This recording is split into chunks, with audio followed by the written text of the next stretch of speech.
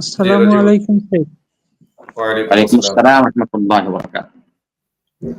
শেখ, আমার প্রশ্ন হলো, এক ব্যক্তি বিজনেসম্যান, ব্যবসা করে।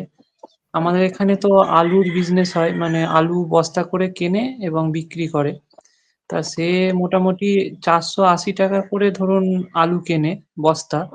এরকম 1000 2000 প্যাকেট কিনে সেগুলো আবার অন্য ব্যবসাদারকে বিক্রি করে। বিক্রি করার সময় আর কি বেশি লাভের আশায় বলে যে আমি 500 টাকায় কিনেছি। আসলে সে কেনে 480 টাকায়। কিন্তু সে মানে মিথ্যে করেই বলে যে 500 টাকায় কিনেছি যাতে 520 টাকায় বিক্রি হয়।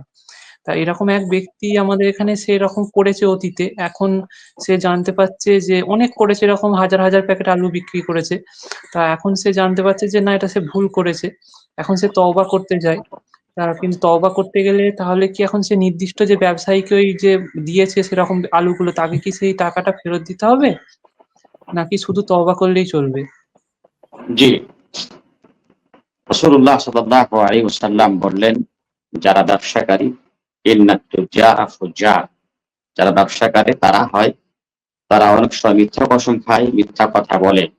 তাই রাসূলুল্লাহ সাল্লাল্লাহু আলাইহি ওয়াসাল্লাম ব্যবসায়ী ব্যক্তিদেরকে বললেন, তোমরা বেশি বেশি করে সাদকা করো, যাতে করে তোমাদের সাদকার কারণে তোমাদের ব্যবসার মধ্যে যে মিথ্যা কথাগুলো আলোচনা হয় বা মিথ্যা কসম আলোচনা হয় সেগুলো যাতে মুছে যায়।